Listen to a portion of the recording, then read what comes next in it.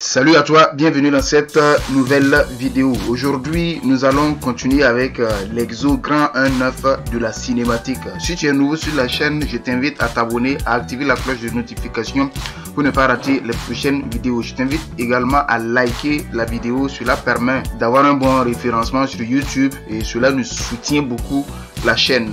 Alors, on y va. Exo 1.9. La représentation graphique de la vitesse V égale à F de T d'un mobile en mouvement rectiligne uniforme sur un axe OX est donnée sur la figure. Petit 1, petit a. Calculer les accélérations du mobile au cours des 3 phases du mouvement. Petit b. Tracer la représentation graphique A égale à G de T de l'accélération A en fonction du temps avec T éléments de l'intervalle 0 à 12 secondes. Petit 2. Établir les équations horaires du mouvement au cours des 3 phases, sachant qu'à l'instant T égale à 0, le mobile se trouve à l'origine O du repère. Alors comme d'habitude, donc il faut prendre le temps de lire l'exercice, d'analyser les données avant de commencer à traiter. C'est ce que nous on a fait. Donc ici, qu'est-ce qu'on demande? On dit que on a donné la représentation graphique de la vitesse V égale à F de T d'un mobile en mouvement rectiligne uniforme sur un axe OX et est donné par la figure, par cette figure.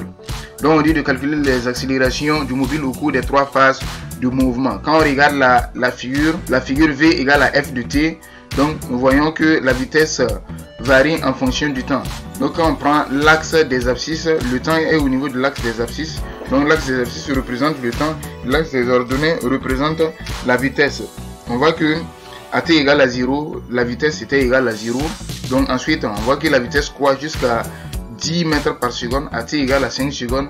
Ensuite la vitesse décroît de 10 mètres par seconde à moins 10 mètres par seconde. Donc là il y a eu une décélération. Et ensuite la vitesse croît à nouveau de 7 jusqu'à de moins 10 mètres par seconde jusqu'à 0 mètres par seconde. Donc on dit, on calcule les accélérations du mobile au cours des 3 phases du mouvement. Donc la première phase va de 0 à 5 secondes. On a A égale à quoi? A égale à delta V sur delta T. Donc delta V, donc c'est la vitesse finale moins la vitesse initiale sur le temps final moins le temps initial. Quand on regarde sur la figure, la vitesse finale donc c'est 10. Donc la vitesse finale c'est 10 et la vitesse initiale c'est 0. Donc à t égale à 5 secondes, la vitesse finale est de 10. Donc on a A égale à 10 moins 0 sur 5 moins 0, ça fait 2 mètres par seconde carré. La deuxième phase va de 5 secondes à 7 secondes. Donc à t égale à 5 secondes, la vitesse est de 10 mètres par seconde. À t égale à 7 secondes, la vitesse est de moins 10 mètres par seconde. Donc ici, la vitesse finale c'est moins 10 et la vitesse initiale c'est 10. Et le temps final c'est 7 et le temps initial c'est 5. Donc on a A égale à moins 10 sur 7 moins 5 est égal à moins 10 mètres par seconde carré. La troisième phase va de 7 à 12 secondes. Et pour t égale à 7 secondes, on a une vitesse de moins 10. Et pour t égale à 12 secondes, on a une vitesse de 0. Donc la vitesse finale ici c'est 0 et la vitesse initiale c'est moins 10. Donc A égale à 0 moins 10 sur 12 moins 7, ça fait 2 mètres par seconde. En petit b, on dit de tracer la représentation graphique A égale à G de T de l'accélération A en fonction du temps avec T éléments de 0 à 12 secondes. Donc voici la représentation graphique pour T éléments de 0 à 5 secondes, A égale à 2 mètres par seconde carré. Donc on trace ça. L'axe des ordonnées va représenter l'accélération et l'axe des abscisses va représenter le temps. Donc alors le temps va de 0 à 12 secondes.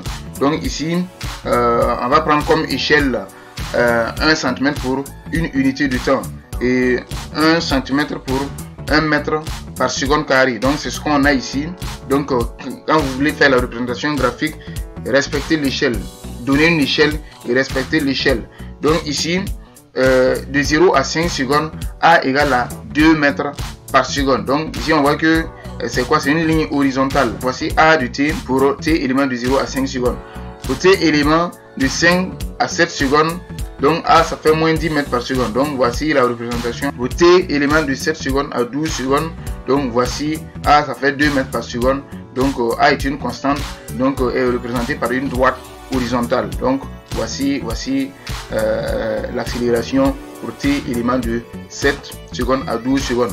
En petit 2, on dit établir les équations horaires du mouvement au cours des 3 phases, sachant qu'à l'instant T égale à 0, le mobile se trouve à l'origine O du repère.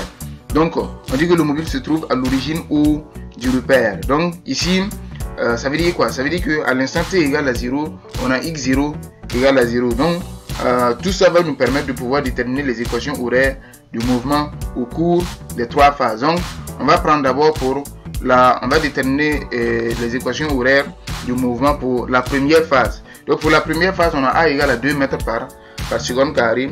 Donc, si à l'origine, ici, on voit que pour t égale à 0, V égale à 0. Donc, et x0, puisqu'on a dit que, sachant qu'à l'instant t égale à 0, le mobile se trouve à l'origine O du repère. Si le mobile est à l'origine O du repère, ça veut dire que x0 égale à 0. Donc, ici, on voit qu'il y a une accélération. L'équation horaire de la position sera de la forme 1 demi de at carré plus v0t plus x0. Donc, c'est égal à 1 demi. Donc, nous avons l'accélération, nous avons la vitesse, nous avons la position initiale. Donc, c'est égal à 1 demi de 2t carré. Donc, on a x égale à t carré. Et l'équation horaire de la vitesse, on a v égale à at plus v0. Donc, c'est égal à 2t. Puisque l'accélération, ça fait 2. Donc, v égale à 2t.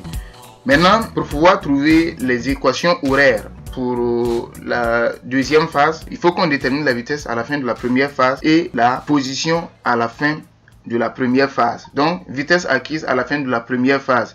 Durée de la première phase. La première phase dure 5 secondes puisque ça va de 0 à 5 secondes. Donc, on a V égale à 2t. Donc, on remplace t par 5. Donc, V, ça fait 10 mètres par seconde. Donc, à la fin de la première phase, le mobile va acquérir une vitesse de 10 mètres par seconde. La distance parcourue pendant la première phase. Donc, on a x égale à t carré. Donc, nous, on sait que la première phase dure 5 secondes. Donc, x égale à t carré. On remplace t par 5. On a d1 égale à 5 au carré. d1 égale à 25 mètres. Donc, la distance parcourue pendant la première phase est de 25 mètres. Et la vitesse acquise à la fin de la première phase est de 10 mètres par seconde. Maintenant, pour la deuxième phase. Pour la deuxième phase, l'accélération, ça fait moins 10 mètres par seconde carré. Et la vitesse initiale de la deuxième phase correspond à la vitesse finale de la première phase. On a vu que la vitesse acquise à la fin de la première phase est égale à 10 mètres par seconde. Donc, cette vitesse sera la vitesse initiale pour la deuxième phase. Donc, et quand on regarde sur le schéma même, on voit que, vous voyez, la vitesse pour la deuxième phase, la vitesse initiale pour la deuxième phase est de 10 mètres par seconde. Donc, ça va aller de 10 mètres par seconde à moins 10 mètres par seconde. Donc, on a la vitesse initiale pour la deuxième phase. Maintenant, la position initiale pour la deuxième phase correspond à la distance parcourue pendant la première phase. Donc, on a x0 égale à 25 mètres. Ici, notre première phase commence à partir de t égale à 5 secondes. Donc, t égale à 5 secondes. 5 secondes, c'est notre temps initial. Donc, ici, on voit que le temps initial est différent de 0. Donc, comme le temps initial est différent de 0, donc on va appliquer cette formule. On va faire t moins 5 parce que le temps initial est différent de 0. Si t0 est différent de 0, quand vous écrivez l'équation horaire, au lieu de mettre 1 demi de at carré plus v0t plus x0, vous mettez 1 demi de a facteur de t moins t0 au carré plus v0 facteur de t moins t0 plus x0. Donc c'est ce que nous on a fait ici. Donc on a x égale à 1 demi de moins 10 facteur de t moins 5 au carré plus 10 facteur de t moins 5 plus 25. Donc quand on calcule, ça donne x égale à moins 5t carré plus 60t moins 150. Et la vitesse v égale à at plus v0. Comme le temps initial est différent de 0, donc on va poser v égale à a facteur de t moins 5 plus v0. Donc ça va faire moins 10 facteur de t moins 5 plus 10. Donc on aura v égale à moins 10t plus 60. La deuxième phase dure 7 secondes. La vitesse acquise à la fin de la deuxième phase est égale à moins 10 fois 7 plus 60. Donc la vitesse acquise à la fin de la deuxième phase, c'est moins 10 mètres par seconde. Quand vous regardez la vitesse à la fin de la deuxième phase, c'est moins 10 mètres par seconde. Quand vous regardez sur le schéma. Donc ici, les calculs ne mentent pas. Donc c'est effectivement moins 10 mètres par seconde. Ici même, on n'a même pas besoin de calculer. Vous pouvez regarder directement sur le schéma et noter la vitesse acquise à la fin de la deuxième phase. Et la distance parcourue pendant la deuxième phase est la suivante. Donc, nous, on a l'équation horaire. Donc, on sait que la deuxième phase dure 7 secondes. Donc, la deuxième phase, ça va de 0 jusqu'à 7 secondes. La deuxième phase dure 7 secondes. Donc, on a D2 qui est égal à moins 5 fois 7 au carré plus 60 fois 7 moins 150. D2, ça fait 25 mètres. Donc, la distance parcourue pendant la deuxième phase. Donc c'est D2 égale à 25 mètres. Maintenant pour la troisième phase, on a A égale à 2 mètres par seconde, V0 égale à moins 10 mètres par A égale à 2 mètres par seconde carré, V0 égale à moins 10 mètres par seconde, X0 égale à 25 et T0 égale à 7 secondes, différent de 0 puisque la troisième phase commence à partir de T égale à 7 secondes. Donc T égale à 7 secondes, c'est notre temps initial qui est différent de 0. Donc on va appliquer encore la même formule, 1 demi de A facteur de T moins T0 plus V0 facteur de T moins T0 plus X0. Donc les équations horaires pour la troisième phase, c'est X égale à 1 demi de 2 facteur de T moins 7 au carré moins 10 facteur de T moins 7 plus 25.